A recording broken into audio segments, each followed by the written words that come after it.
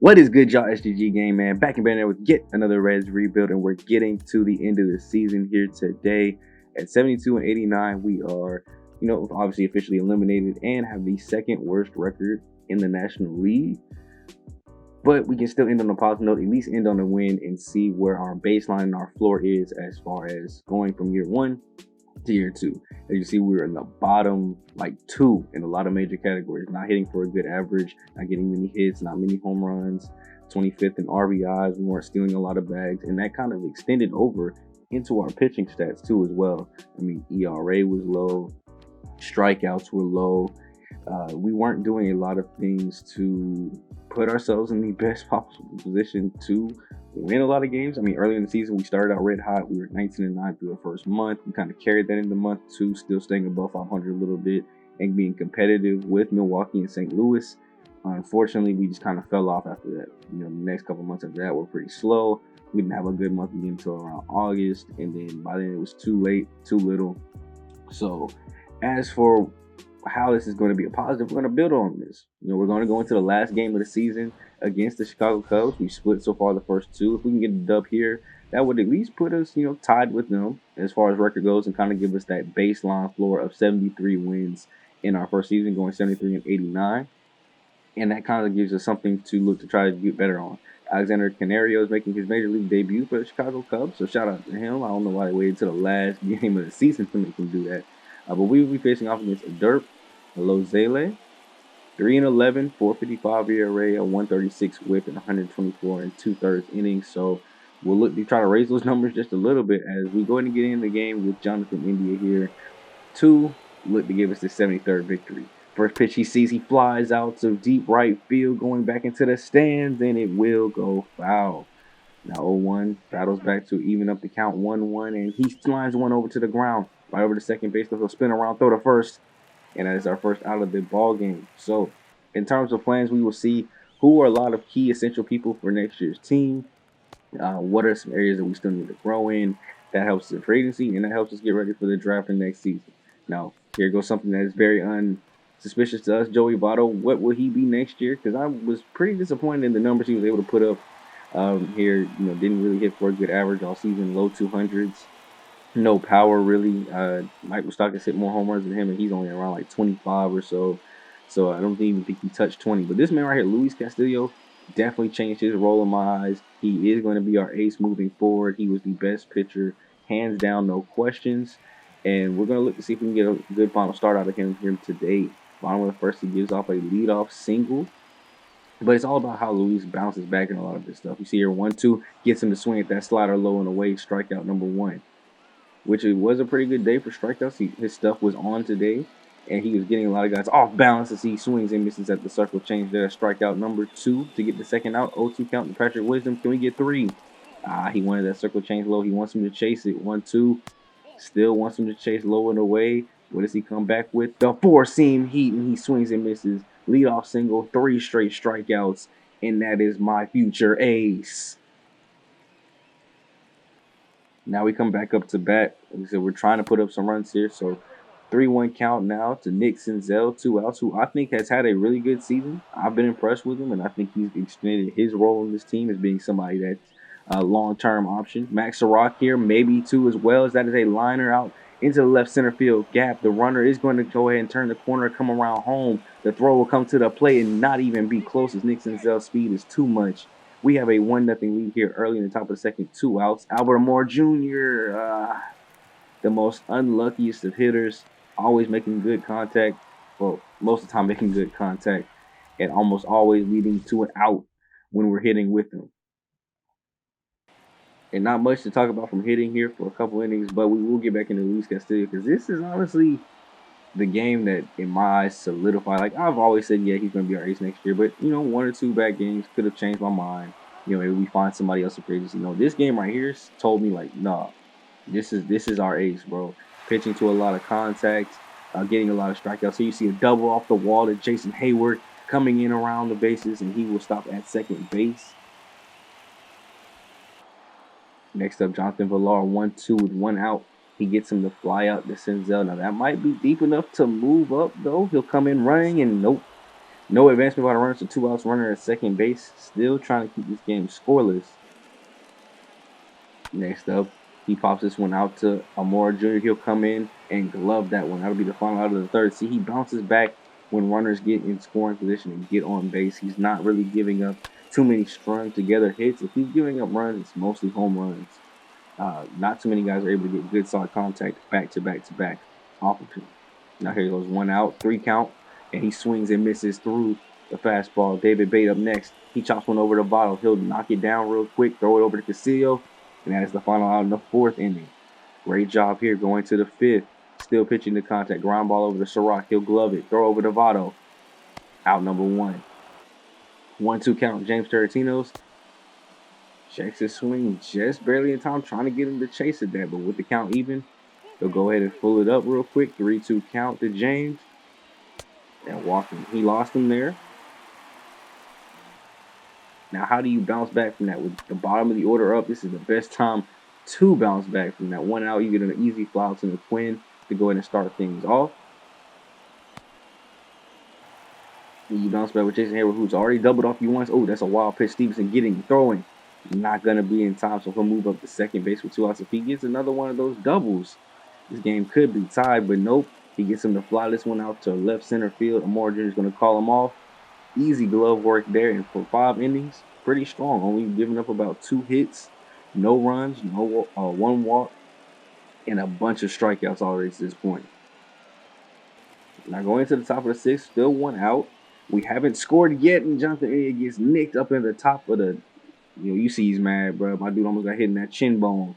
1-0 count here, and this will be a little line blooper out into the outfield by Tyler Stevenson. Just that quick, we've got runners at the corners. He's in there. Oh, he's going to second base. Throw goes in. Not in time, or just in time, and he gets it for the 2nd out. So instead of runners at the corners, 1 out, it'll be runner at third, 2 outs. Joey Votto trying to be clutch deep to center field, but he will get underneath it and love it. So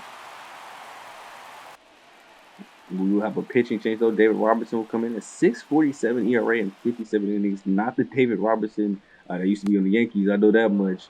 He's been struggling this season. And let's see if we can take advantage of that. Full count. Here goes to Mike Moustakas. The 3-2 pitch right down the middle. It's a cutter. He just barely misses it. So how does David Robertson respond? He throws another one in the same exact location. And this time it's timed up perfectly. Knocked deep out to left field, and the Big Red Machine takes a 2-0 lead behind Mike Moustakas' 27th team leading home run of the season.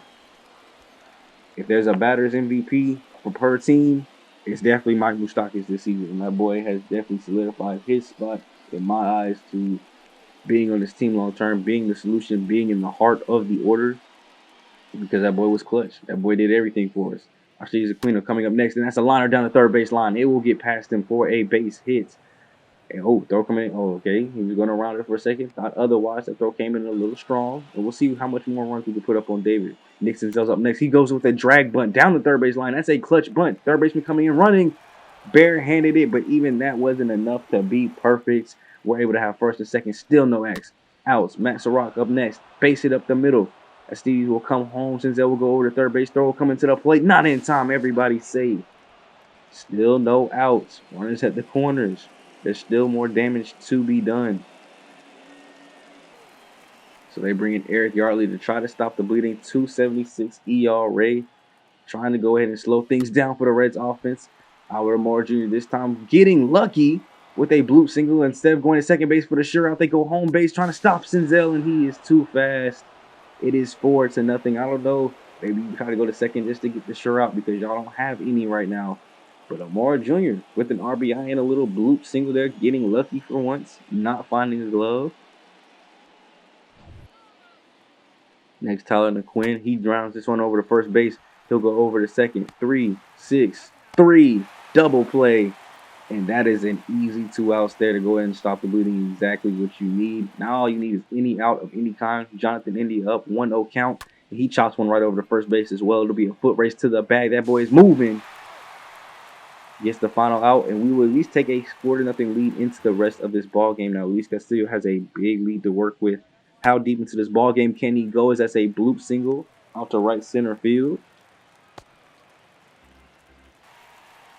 Followed by David Bate First pitch he sees, he flies this one out. Pretty much same location this time, right to a glove.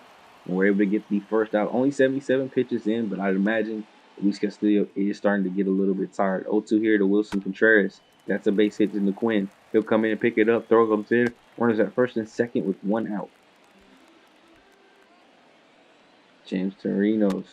He dribbles one over to Moustakas, coming in quick, throws over to first base, and he's got him. Sure out there, not trying to go for the double play and do too much, just taking the short out that is there for us.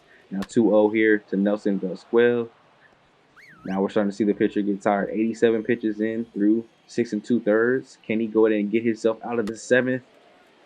That's not what you want to see when you're tired. Foul balls are they're like emotional draining pitches, because it's like, yeah, that's a strike, but dang, just hit it and play where one of my dudes can make the catch as we finally get the last out in the 7th inning there. But that would not be the end of the day for Louise Castillo. That boy has a shutout going right now. You know me, I like to get my pitchers deep in the ball games. I like to get them some work. So we're going to see and ride this until, the wheels come off. See how deep into this ball game he can go. Base hit starting off the bottom of the 8th. 1-2 to Jonathan Velar. Swings and misses at the circle change. That's a good strikeout, even still late in the ball game. Now you've got one out. Alexander coming up. There goes Moustakas coming in. Throw over to first base again. This time it is off target. Had a little bit of an error there, so he was not able to get the out. Next, you got Nico coming up. Round over to India.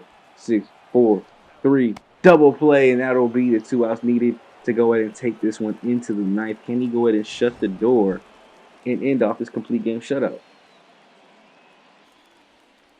Patrick Wisdom, 4, 5, 6, due up this inning to go ahead and give them a last chance rally. And that's not how you want to start it off. A ground out to second base with the shift on there. Going ahead and getting the first out in the bottom of the 9th. 102 pitches into his day. David Bate will watch the circle change in on the hands. And at this point, he's all out of energy. We've got the white, black exclamation point of death. My man is no longer good to keep going. But we're going to, like I said, ride it till the wheels fall off.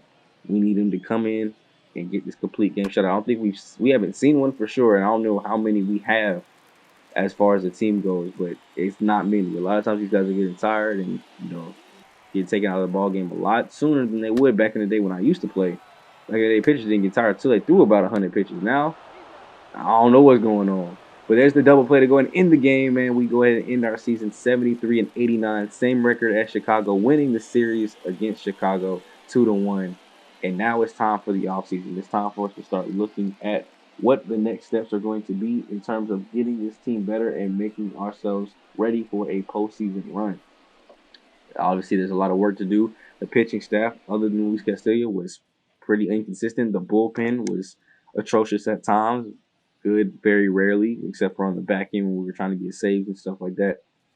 The lineup, other than Moustakas, there were people that had bright spots, good moments, but there weren't too many consistent performances of good offense. Now, we obviously showed at times we can drop 4+ runs like we did today.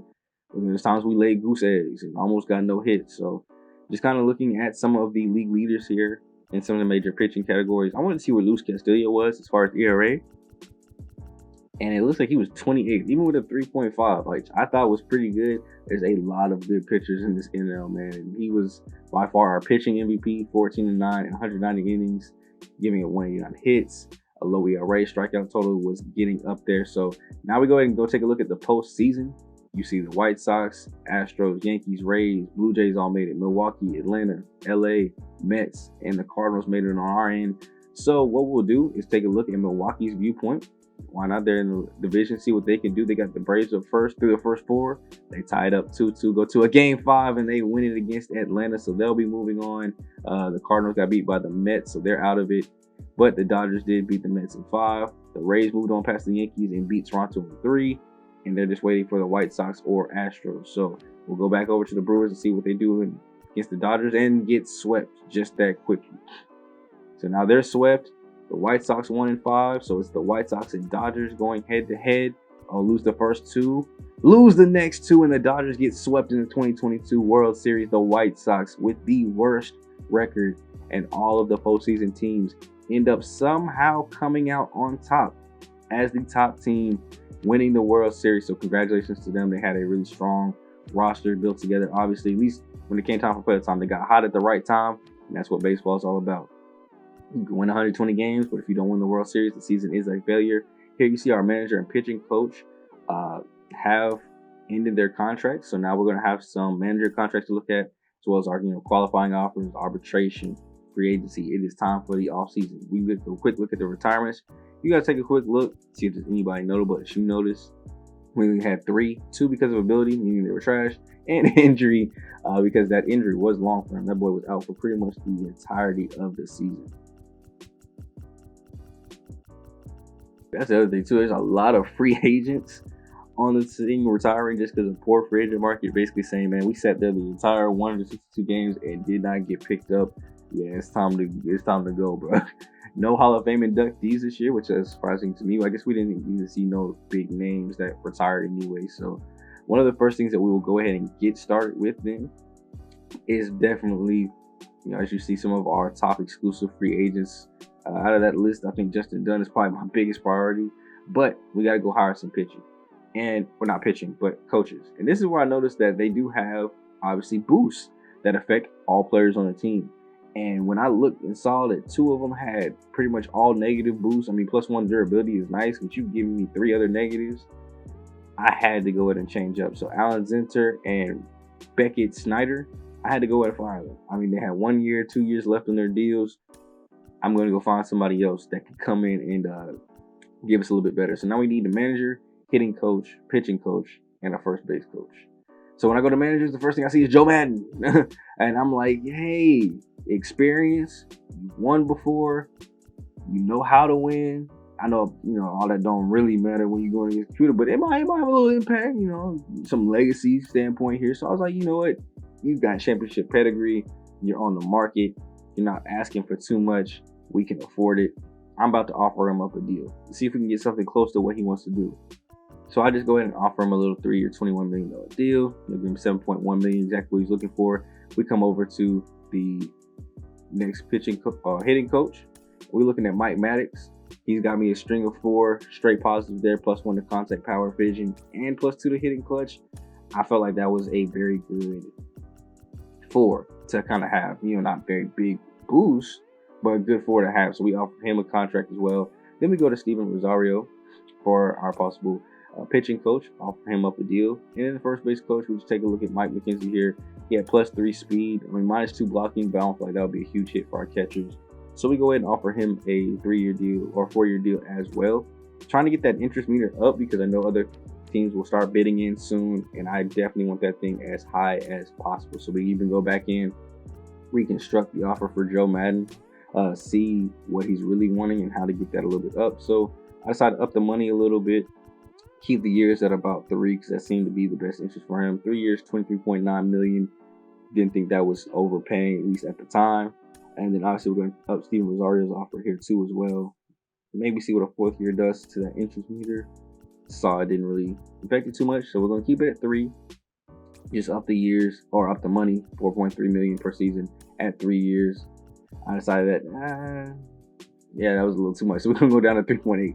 I do want to save my money for free agency. We have $109 million to spend total. It's obviously signing back our guys and everything. And this area of the game is where I made my mistakes. I thought that the people I put qualifying offers on might get some interest. Unfortunately, they didn't get any offers, which ended up leading to me basically offering these dudes $18.8 million contracts for 1 season. That is a lot of money to guys that I wasn't even sure were going to be key pieces to the team. I was just trying to get a pick back just in case they did get picked up, which nobody was willing to match those. So Joe Madden here has accepted the offer as our manager. We got our hitting coach in Mike Maddox, and we got our pitching coach in Steven Rosario. So that just leaves the first base coach, which I had to go back and check. Obviously other teams are starting to put in now. So let's see if he has any other offers. He does, and they're way lower. So I thought, hey, shoot, I could save a little money here. Instead of 4 years, $4.9 million, maybe 4 years, 4.4. That dropped me down to 3rd place. I was like, okay, let me go back in. Let me offer a little bit more money. Go back up to 4. Let's go 4.7, kind of in the middle. And we left that offer alone for right now. And then he ended up signing as our first base coach. So all coaches taken care of. Next thing we got to handle is arbitration. I go through this pitch position by position, offering arbitration to guys that I'm like, okay, let's see if we can get them for a little bit lower. And then making sure I offer deals and offer them arbitration so that way, I don't lose them. But also offering contracts to dudes that I see long-term potential with. Tyler Mahaley, which I actually just learned his name. And that's not Mahale. I don't know what's his long-term plans with the team. He didn't have a good year last year, so we'll see if he has a bounce-back one this year off arbitration. Liza's, though, I think he actually has a long-term future with the team. So I went ahead and offered him a contract as well. TJ Tone, same thing here. I like what he did after the bullpen. Louise Castillo, we'll be offering him arbitration, but also a contract too as well, because I think he is very essential to the back end of the bullpen. The only bright spot of our pitching was the back end, our closers and stuff like that. Colin Moran here. I went ahead and offered him a deal because I think he could take over at first base. Should we let go of Joey Votto too? His future is uncertain as we go through the rest of this off season. I don't know what I'm going to do with him. I don't know if he's going to still be on the roster. I don't know if I want to look elsewhere to try to find somebody that can produce his production. I'm okay with Colin Moran coming and playing first base every day as long as somebody else is putting in the numbers that Joey Votto used to. So maybe we look to trade Votto this offseason. I don't know. Albert Moore Jr., somebody that I see long term, so we offer him arbitration, but also offer him a little bit of a deal. So just looking at everybody that we've offered arbitration and offer contracts to, money is looking kind of slim after all of this, man. Now we go to the next part, is redoing contracts. So this is where the money's really starting to look slim. So we're going to get back our most important guys, let other guys walk. Kyle Tyler, I feel like, is a very important part to the team. Vladimir Gutierrez as well. So I offer them multi-year deals. Not too much money though. Like he's looking for $700K a year. I'm cool with that. That's not too much money. You're not hurting my pockets at all with that one. I'm testing the little slider though, seeing how low I can go before you completely have no interest. What things I can change to kind of work the deal around in my favor. Nick Lodado only wanting about $70K. Hunter Green up next, 2 years. He wants about $80K, but I think he's going to be the future ace eventually. So I'm like, let me see if I can get him for 4 years. That boy showed no interest at around the same market. He does not want 4 years, $70K. If we go 4 years, he wants $430K. He wants basically to be making $1 million and close to that if we're going to offer him that 4 years. So I'm like, 4 years, $1.67 million, or 3 years at, 180, $200K. I say, shoot, fine, we'll do 3 years, $200K. Let you prove yourself, and maybe you're worth that much money after 3 years. But for right now, let's go ahead and go with that deal. Let me save some money. Let me get some more pieces on the team and around you first, and then we'll worry about that big deal later.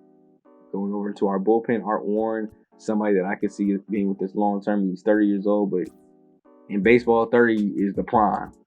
Whereas Madden, 30, you're starting to look for a replacement. Nah, 30 over here is the prime. That's the age that most people even hit free agency in the first place. So if you think you're in a free agency to find young talent, it's not happening, bro. Like, most people are really hitting free agency at the age of like 30, 28. So this is prime time. So I'm not afraid to offer the 30-year-olds, 31-year-olds, 32-year-olds these kind of not big long-term deals, but 3 years, 4 years. As long as you're still putting up good stats, I'm okay with it.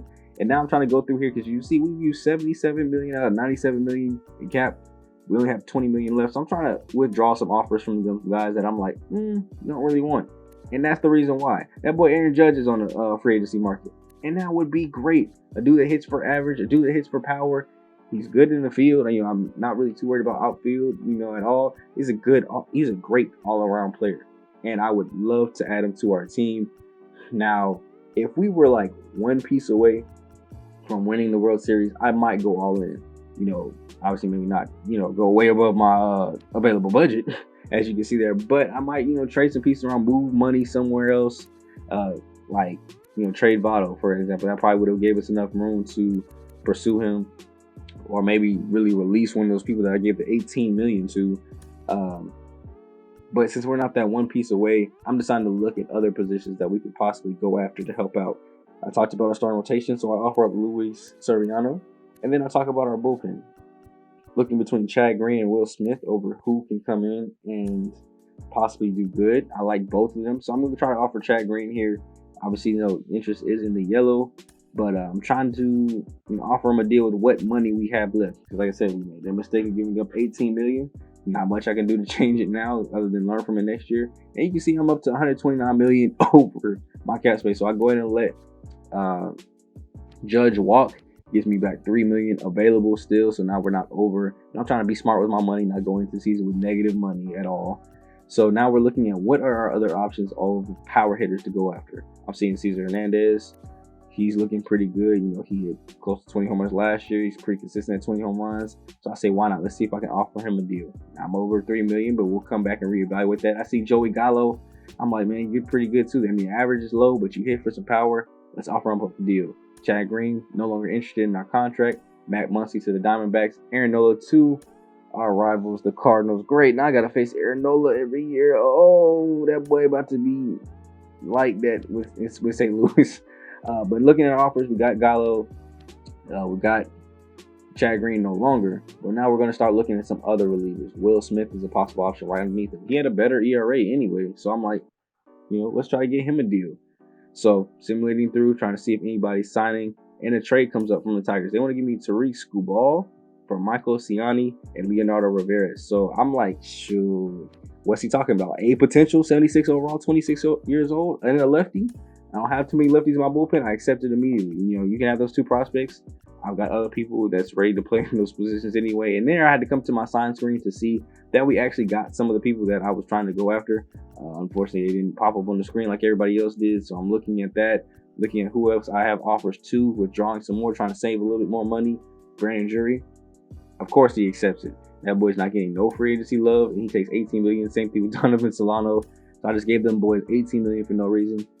Maybe we look at trading them next season or something to go ahead and get them out the way. Joey Gallo joins the Reds. The Cincinnati Reds have just signed Joey Gallo to a 3-year, $13.9 million a year deal. And that does it for me. The other Joey Votto, we got to look for trades to get him off the roster. He's got $22 million in salary, so it actually clears up a lot of room for us. And we end up trading him for Brandon Parks, a potential second baseman. So we get him up out of here, send him over to Baltimore, and now I'm looking for somebody else to replace that production. Jesus Aguilar with 33 home runs is top option number 1 over Josh Bell and Brandon Belt. So I go ahead and offer him, and then we come back and try to reevaluate Will Smith with Joey going and giving us $20 million free in cap. That kind of helps me out with possibly signing up some more people. Now, we're still under our available budget here with how many people have signed by about $9 million. So I go ahead and try to see if I can get him. I'm looking at Trevor May because, Will Smith is not looking very interested. I'm looking at Chris Bassett as well, maybe getting another starting pitcher in the bullpen. Trey Turner's going over to the Angels. Nathan Navaldo to the Royals. Chad Green ends up signing to Atlanta, so he lost on that. And Clayton Kershaw goes to the division rival Chicago Cubs to make everything worse. So now we're going to get into the Rule 5 draft. I make sure to protect my players, so hopefully nobody I care about is going to get taken. And I'm looking, who can help us out. And I'm thinking bullpen troubles immediately. I see Kirby Yates, a potential 86 overall. He's a closer, but I can definitely put him just in like the setup player role, just like Luis Castillo is. And have that boy help out the back end of the bullpen or just middle relief innings and stuff like that. Nobody else seemed appealing to me as I kind of scrolled through the rest of the positions. Everybody else was, low overall, low potential, or at a position where I felt like I had my replacement there. We just were waiting for him to develop. So I end up just looking through these like, this is not a very good Rule 5. And I end up going right back over because I know I see Alex McKinnon right there or Luis Brinson right there with the A potential, but only 68 overall. I have my center fielder of the future and Jay Allen. I'm not worried about it. So Kirby Yates, I think he's the most MLB ready right now, and I'm not going to regret putting him on my major league roster. So I go ahead and sign him to our Rule 5 draft. Only pick that I ended up making that year. We also ended up having a full 40-man roster anyway, so I couldn't even think about it if I wanted to. But there things go there. Chris Bassett no longer interested in the offer. Steven Strasburg, they're going to Detroit. But now we need some more help in the bullpen. So I go to Seth Lugo. I say, hey, man, I got 2 years, $5 million for you. If you're interested, you can come over to our team and hopefully put in some work there. So we're going to go ahead and simulate our way through. Once again, not really showing me anything. So I have to come to my sign. And I see we get Jesus Aguilar, Cesar Hernandez, and Seth Lugo all end up signing to us. And then now we're just going to go ahead and get into our arbitrations. First one is Tyler Mahaley. We end up losing his, so he gets $6.5 million. We end up losing Jake Fraley. He ends up $1.3 million. We end up losing Luis Castillo. He gets $2.1 million. We lose Albert Amaro. He gets $1.6 million. Finally, we win one with Kyle Farmer. He's only getting $2.5 million, but a 1-for-4 day in arbitration has me feeling just like last year's regular season. With all those moves being made, though, it looks like the offseason's finally come to an end. We are finally starting up spring training, and we've got a lot of people that we're going to go ahead and watch, man. I've got to obviously fix the lineup. But we got 2 new additions in Cesar Hernandez, and Jesus Aguilar. We've got to watch out for, is Jay Allen ready? Is the rookie Doug Granger ready with his 75 overall coming in? Matthew Nielsen, is he ready? Brad Parks, we got him in the trade. What can he do? New addition Joey Gallo, is he going to be strong? Donovan and Brandon, are they going to earn that $18 million, or are they going to get traded? I don't know. Colin Moran, is he going to take over first base duties? I don't know. So we'll see as the season goes on what those can kind of look like and get a better look into those main key pieces as we go through the spring training. Now, pitching rotation. Louise Castillo, I told you he's going to be our number one. Tyler Mahaley. We got Luis Severiano, which I did forget to mention. Like I said, they don't show it. For whatever reason, you got to go look. And then Hunter Green is fighting Elijah Hernandez. I feel like those top four are solidified. We've just got people fighting for that fifth spot. Hunter Green, Nick Lodato, Tariq Skubal, Vladimir Gutierrez. 4 people fighting for the fifth spot, as well as long reliever duties, because we're trying to see who can still be a long reliever in case somebody struggles in the starting rotation. But the other 2 are probably going down to AAA to either develop, just get some playing time in, because I don't want you just sitting in the bench and having 7 starters up here. Just seems pointless to me. It really does. So we'll see how all that works out next episode, man. We will go through the entirety of spring training with a couple player lock games to focus in on some key players. But I hope you guys are enjoying the series. Leave a like and comment on your way out if you are. And go ahead and subscribe to the channel if you are brand new, man. We'll be bringing back more Reds rebuilds soon. So I hope you guys are enjoying. It's me, boy SGG, the king of games, and Coach Sean Smooth. Well, I can't even say coach no more. I guess I'm, general manager, General manager Sean Smooth. Will catch you guys in the next video, man. I'm out.